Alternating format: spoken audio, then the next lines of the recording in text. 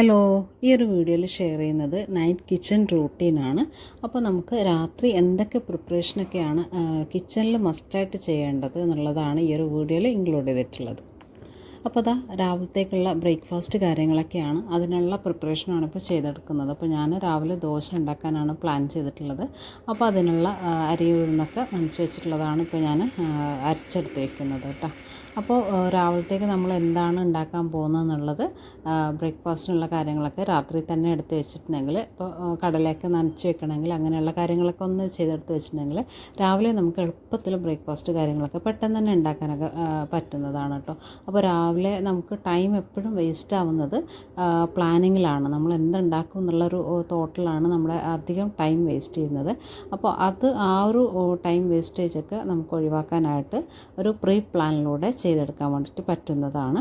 അപ്പോൾ നമുക്ക് രാവിലത്തേക്കുള്ള ബ്രേക്ക്ഫാസ്റ്റും ഒപ്പം തന്നെ നമുക്ക് ലഞ്ചിനുള്ള കാര്യങ്ങളൊക്കെ എന്താണ്, നമ്മൾ നോൺ വെജ് ആണെങ്കിൽ അത്, അല്ലെങ്കിൽ വെജ് ആണെങ്കിൽ അത്, അതിനുള്ള പ്രിപ്പറേഷനും കാര്യങ്ങളൊക്കെ ഒന്ന് ചെയ്തെടുത്ത് വെച്ചിട്ടുണ്ടെങ്കിൽ അതും കൂടെ നമുക്ക് ബ്രേക്ക്ഫാസ്റ്റിൻ്റെ ഒപ്പം തന്നെ, അല്ലെങ്കിൽ ബ്രേക്ക്ഫാസ്റ്റ് കഴിഞ്ഞ ഉടനെ തന്നെ ലഞ്ച് പ്രിപ്പയർ ചെയ്യാനായിട്ട് സഹായിക്കുന്നതാണ്. അപ്പോൾ അങ്ങനെയുള്ള കാര്യങ്ങൾ ഈ ഒരു ടൈമിൽ തന്നെ പ്ലാൻ ചെയ്ത് വെക്കേണ്ടതാണ്. ഒപ്പം തന്നെ നമ്മുടെ കുക്കിങ്ങും അതുപോലെ തന്നെ പിറ്റേ ദിവസത്തുള്ള ബ്രേക്ക്ഫാസ്റ്റിൻ്റെ പ്രിപ്പറേഷൻ്റെ ടൈമിലുള്ള ആ ഒരു ഗ്യാപ്പിൽ തന്നെ നമുക്ക് പാത്രങ്ങളും കാര്യങ്ങളൊക്കെ കഴുകാനുണ്ടെങ്കിൽ അതും കൂടെ ആ ഒരു ടൈമിൽ കഴുകിയെടുത്ത് വെക്കേണ്ടതാണ്. ഇതിപ്പോൾ ഞാൻ ഫുഡൊക്കെ കഴിഞ്ഞിട്ട് ഡിന്നറൊക്കെ കഴിഞ്ഞിട്ടുള്ളൊരു ടൈമാണ്. അപ്പോൾ ആ ഒരു ടൈമിൽ നമ്മൾ കുക്ക് ചെയ്തിട്ടുള്ളതും സെർവ് ചെയ്തിട്ടുള്ളതായിട്ടുള്ള എല്ലാ പാത്രങ്ങളും ഒന്ന് വാഷ് ചെയ്തെടുത്ത് വയ്ക്കുന്നുണ്ട്. അപ്പോൾ സെക്കൻഡ് വൺ എന്ന് പറയുന്നത് ഇതാണ്, നമ്മുടെ സിങ്ക് എപ്പോഴും ഫ്രീ ആയിട്ടിരിക്കേണ്ടതാണ്. അപ്പോൾ കഴുകാനുള്ള പാത്രവും കാര്യങ്ങളൊക്കെ നീറ്റായിട്ട് കഴുകിയെടുത്ത് വെക്കലും അതുപോലെ തന്നെ സിങ്ക് ഏരിയ ഒന്ന് ക്ലീൻ ചെയ്ത് ഡ്രൈ ആക്കിയും കൂടെ ഇടേണ്ടതാണ്.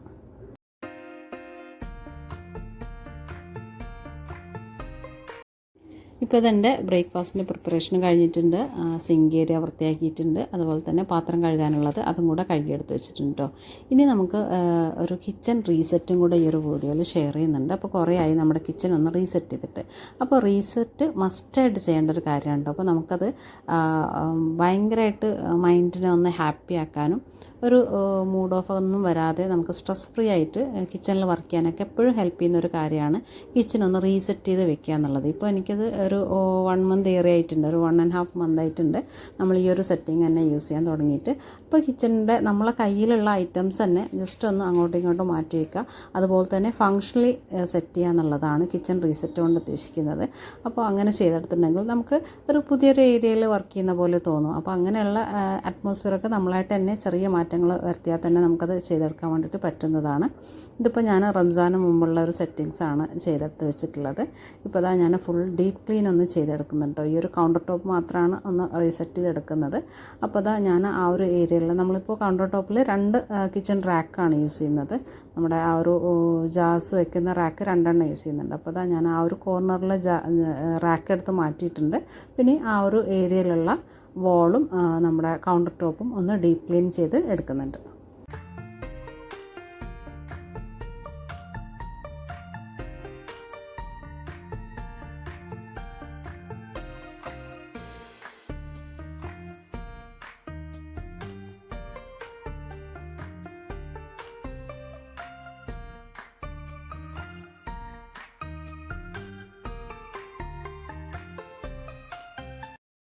ഇനി നമ്മുടെ നെക്സ്റ്റ് റാക്കാണ് നമ്മളൊന്ന് ക്ലിയർ ചെയ്തെടുക്കുന്നത്.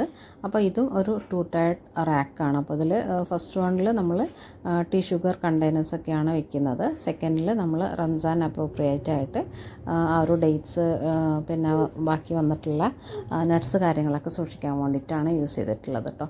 അപ്പോൾ അതൊക്കെ ഒന്ന് ക്ലീൻ ചെയ്തും കൂടെ എടുക്കുന്നുണ്ട്. പിന്നെ അതിൽ വിരിച്ചു കൊടുത്തിട്ടുള്ള മാറ്റ് കാര്യങ്ങളൊക്കെ ഈ ഒരു ടൈമിൽ നമുക്ക് മാറ്റി കൊടുക്കാവുന്നതാണ്.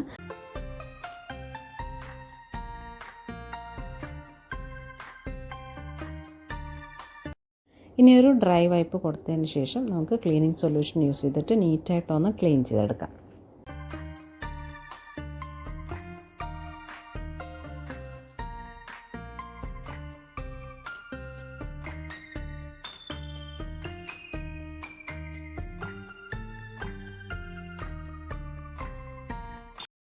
ഇപ്പോൾ ഞാൻ റാക്ക് ഫുള്ളായിട്ട് തന്നെ നീറ്റായിട്ട് ക്ലീൻ ചെയ്തെടുത്തിട്ടുണ്ട്. നെക്സ്റ്റ് വന്നിട്ട് ഈ ഒരു ട്രേ ആണ് നമ്മൾ കൗണ്ടർ ടോപ്പിൽ പ്ലേസ് ചെയ്തിട്ടുള്ളത്. അപ്പോൾ ഇതിൽ ഞാൻ ബേസിക് മസാലാസാണ് സ്റ്റോർ ചെയ്തിട്ടുള്ളത്. അപ്പോൾ കൗണ്ടർ ടോപ്പ് സെറ്റ് ചെയ്യുമ്പോൾ എപ്പോഴും നമുക്ക് ഫങ്ഷണലായിട്ട് സെറ്റ് ചെയ്യാൻ വേണ്ടിയിട്ട് ശ്രദ്ധിക്കുക. നമുക്ക് എപ്പോഴും ഡെയിലി ബേസിസിൽ യൂസ് ചെയ്യുന്ന സാധനങ്ങൾ ഹാൻഡിയായിട്ട് വെക്കാൻ കൂടെ ശ്രദ്ധിക്കേണ്ടതാണ്. അപ്പോൾ നമുക്ക് ഡെക്കർ പ്ലസ് ഒരു ഫങ്ഷണൽ സെറ്റിംഗ് ആണ് എപ്പോഴും നമ്മളൊരു കൗണ്ടർ ടോപ്പിൽ ചെയ്തെടുക്കേണ്ടത് കേട്ടോ.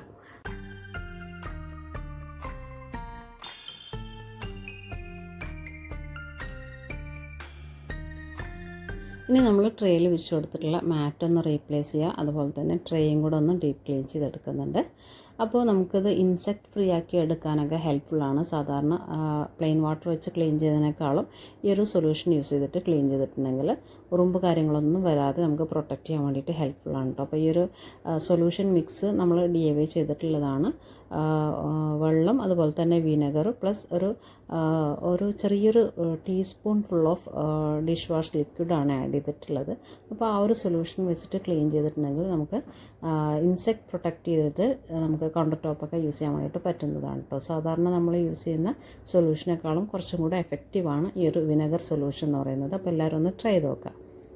നെക്സ്റ്റ് ജാർസ് കാര്യങ്ങളൊക്കെ ഒന്ന് ഞാൻ തുടച്ചെടുത്ത് വെച്ചിട്ടുണ്ട്. അതുപോലെ തന്നെ നമ്മൾ ആദ്യം മാറ്റിയിട്ടുള്ള ഈ ഒരു റാക്കും കൂടെ ഡീപ്പ് ക്ലീൻ ചെയ്ത് എടുക്കുന്നുണ്ട്.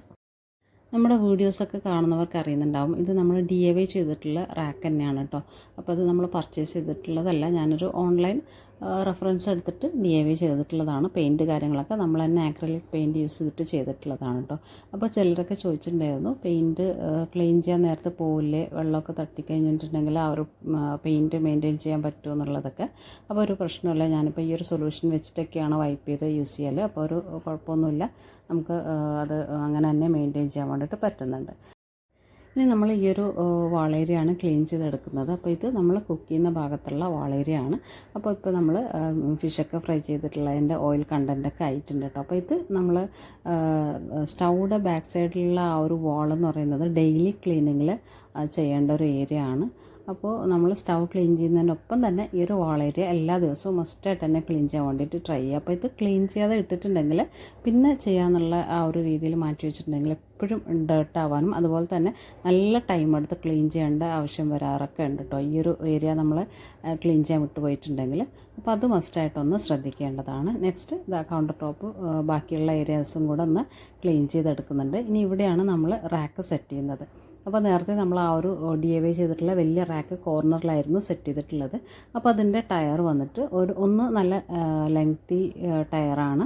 സെക്കൻഡ് ടയർ വന്നിട്ട് കുറച്ച് വിഡ്ത്ത് മാത്രമേ ഉള്ളൂ, ലെങ്ത്ത് മാത്രമേ ഉള്ളൂ. അപ്പോൾ അതുകൊണ്ട് നമുക്കത് ആ ഒരു സ്ലാബിൽ തട്ടാതെ വെക്കുന്ന ബോട്ടിൽസ് വേണം അതിൽ കീപ്പ് ചെയ്യാനായിട്ട്. അപ്പോൾ ആ ഒരു ബേസിലനുസരിച്ചിട്ടാണ് ഇപ്പോൾ ഞാൻ ജാർസൊക്കെ സെറ്റ് ചെയ്യുന്നത്.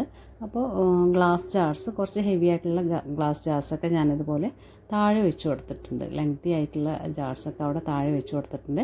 മുകളിൽ ഞാൻ ബേസിക് മസാലാസിൻ്റെ കുഞ്ഞു ബോട്ടിൽസില്ലേ, അപ്പോൾ അത് വെച്ച് കൊടുത്തിട്ടുണ്ട്. അപ്പോൾ അതവിടെ മെയിൻറ്റെയിൻ ആയി കിടന്നോളും. നമുക്ക് ആ ഒരു കംഫർട്ടിൽ നമ്മുടെ സ്ലാബിലൊന്നും തട്ടാതെ തന്നെ നമുക്ക് യൂസ് ചെയ്യാൻ വേണ്ടിയിട്ട് പറ്റുന്നതാണ്. അപ്പോൾ ഇപ്പോൾ ഞാൻ ഇങ്ങനെയാണ് മാറ്റി വെച്ച് കൊടുത്തിട്ടുള്ളത്. നമുക്ക് ഡെയിലി യൂസിൽ വരുന്ന മസാലാസ്, അതുപോലെ ടീ, ഷുഗർ കണ്ടെയ്നർ, പിന്നെ ഓയിൽ, അതുപോലെ തന്നെ സാൾട്ട് ആ ഒരു കോർണറിൽ, സ്റ്റൗവിൻ്റെ കോർണറിൽ ഇതാ സാൾട്ടും കൂടെ അതിൻ്റെ ജാറും കൂടെ വെച്ച് കൊടുത്തിട്ടുണ്ട്.